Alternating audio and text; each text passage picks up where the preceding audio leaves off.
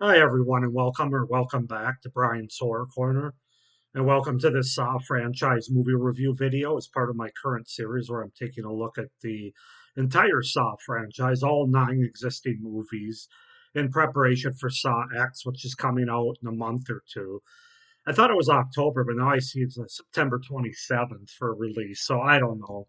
All I know is it's coming out this fall, so I'll have a spoiler-free review for that. But we got to finish the franchise first. The first five Saw movies I've watched and reviewed; those are up on my channel if you want to check them out. Today we're going to take a look at Saw 6 from 2009, which again is part of this eight movie pack that I have on Blu-ray and DVD. The first eight Saw movies, including Jigsaw, are all on here. So Saw 6 is no exception. Um, so yeah, let's just go ahead and get into Saw 6 from 2009. So Saw 6 is a 2009 horror film directed by Kevin Grodert, and written by Patrick Melton and Marcus Dunstan. It is a sequel to 2008 Saw 5 and the sixth installment in the Saw film series. Similar to its predecessor, Saw 6 maintains the focus on the posthumous effects of the Jigsaw Killer and the progression of his successor, Detective Hoffman. The plot follows an insurance executive who must complete a series of deadly games set up by Hoffman in order to rescue his employees. Meanwhile, the FBI comes to suspect that Agent Peter Strom, who was framed by Hoffman as being Jigsaw's successor, was not actually Jigsaw's accomplice and reopens the investigation, drawing Hoffman into motion to protect his secret identity.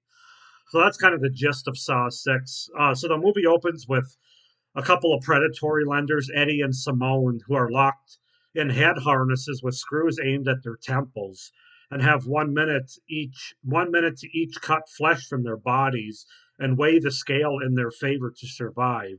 Eddie, who is overweight, slices several chunks of fat from his stomach, but is killed after Simone chops off her arm and tips the scale before the timer expires. The game is observed by Mark Hoffman, who has just escaped from the trap that killed FBI agent Peter Strom. He then uses Strom's severed hand to plant his fingerprints at the scene. The police and FBI agent Dan Erickson investigate alongside FBI agent Lindsay Perez, whose survival was concealed by Erickson for her protection. During Eddie's autopsy, Dr. Hefner reveals that the blade used to cut the puzzle piece from his remains is the same blade used years earlier on Seth Baxter. Perez and Erickson reopened the investigation and analyzed the videotape found at the scene. Hoffman arrives at Jill Tuck's clinic and demands 5 envelopes containing photographs of the following game's test subjects from the box left to her in John Kramer's last request. The game involves health insurance executive William Easton and his associates, whose company's dubious business policy turned down their clients' coverage for medical treatment.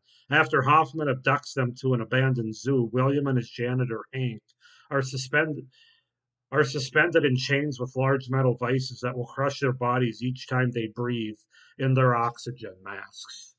So that's the setup and the premise for Saw 6 from 2009.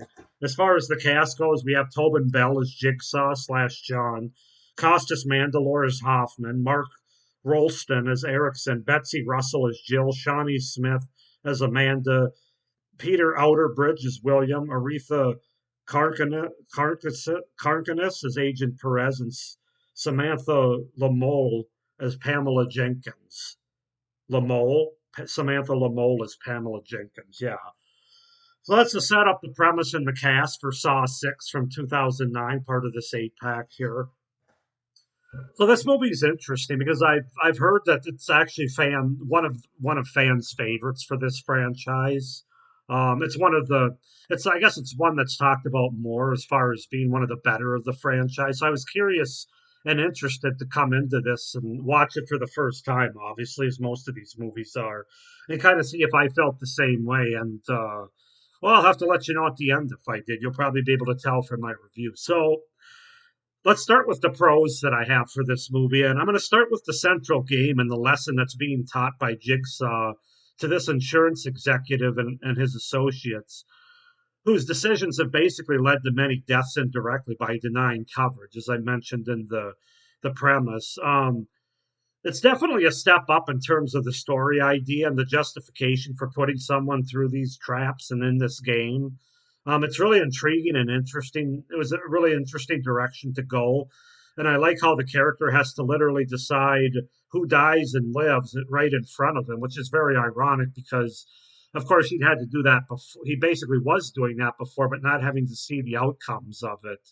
Here, he's actually got to witness it firsthand with his own eyes, his decisions and how they kill people or don't kill people, the ones that he saves. I thought that was very interesting, especially given this story and given this character that's put in this game. I thought it was just very fitting and very ironic, and so I really that is the best part of this movie, in my opinion, especially from the last couple. It's definitely a step up.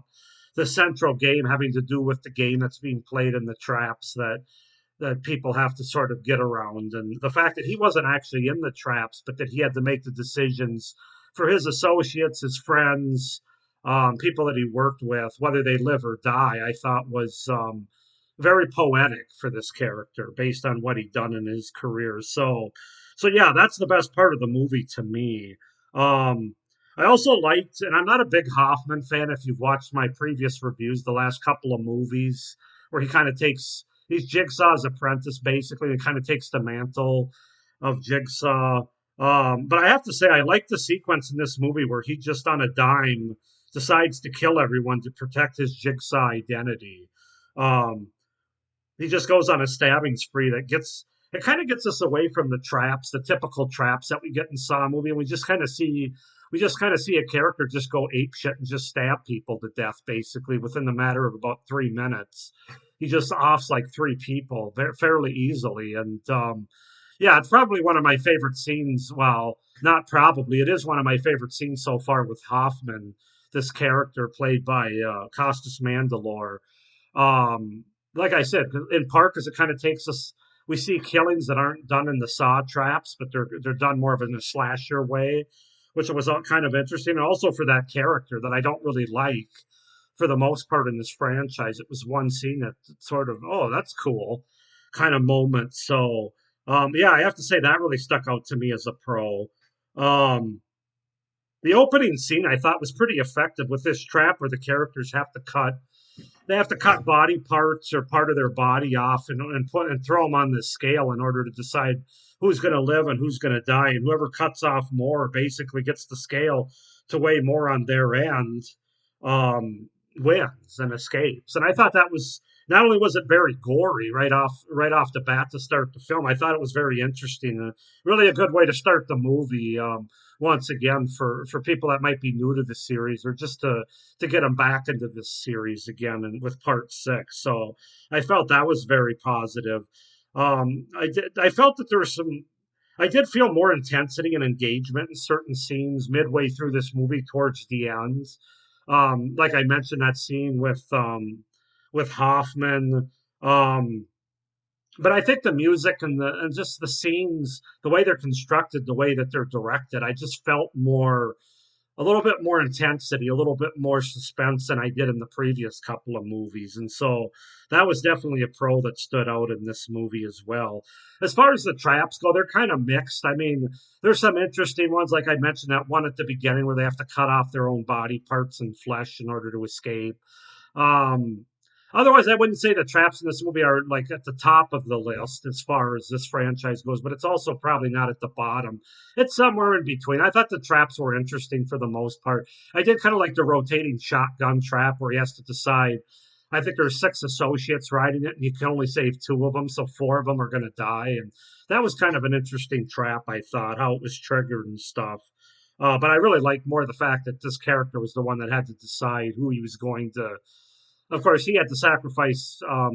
He had to like put his hand on a trigger or something, and then have some like a drill or something go through his hand and cause pain for him. So that was kind of interesting. But I would say the traps are more mixed in this movie. So now getting on to the cons for this movie, and again, like the last couple movies, the ending twists really are kind of weak in this movie.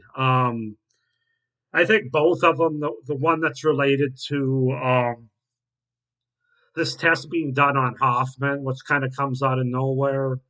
That didn't really work for me. Neither did some of the other sort of innocent characters that are involved in this Saw game that we find out at the end. That really wasn't. They kind of set it up like the people in the game are related, like they're this is a wife and son, and there's a big twist that it's different than what you think. That was like I said, the twist isn't horrible. It's just not that remarkable or memorable for me. That remarkable, I should say. Part of the reason I'm not a fan of the twist, kind of like the last couple of movies, I'm not really a fan of these two main characters, especially in this movie of Hoffman and Jill, Betsy Randall and Costas Mandalore, who play these characters. Just not really a fan of their acting. Not really a fan of those characters. So that kind of made these twists at the end of this movie pretty weak. And I'd probably have to put them on the lower end of the Saw franchise as far as ending twists. They just don't have the same impact.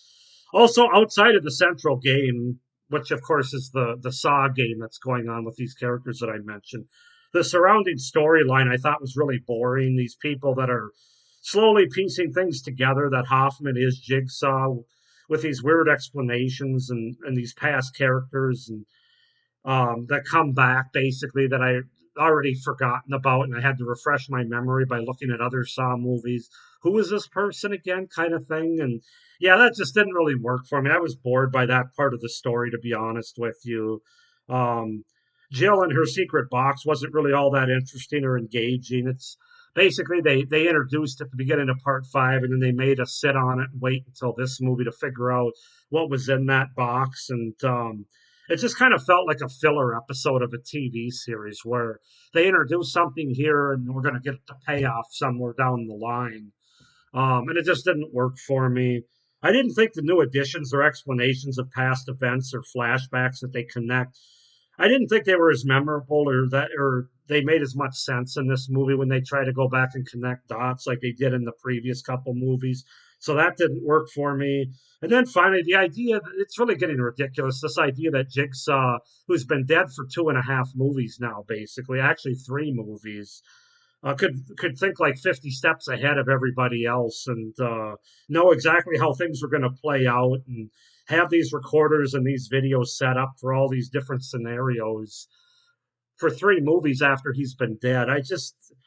It's really hard to believe. And I know there's Saw movies and you kind of have to let it go and not think too hard about it. But I'm sorry, it's getting harder and harder with each movie. It's really hard to ignore, to be quite honest with you, how he basically died at the end of the third movie. And for the last 3 movies, but he has all this stuff set up. He knew it was going to play out this way. Come on, man. Come on, man.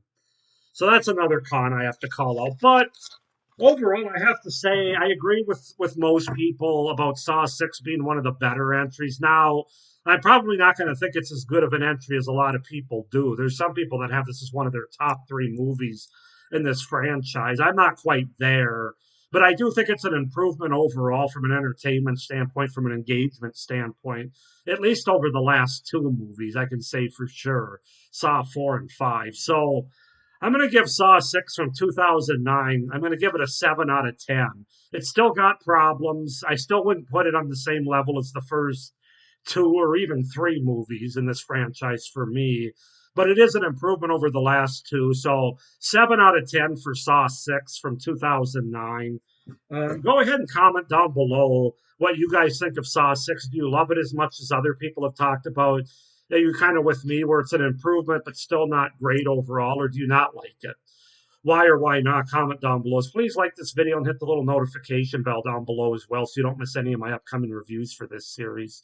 And please be sure to subscribe to my channel down below as well so you don't miss any of my great horror content.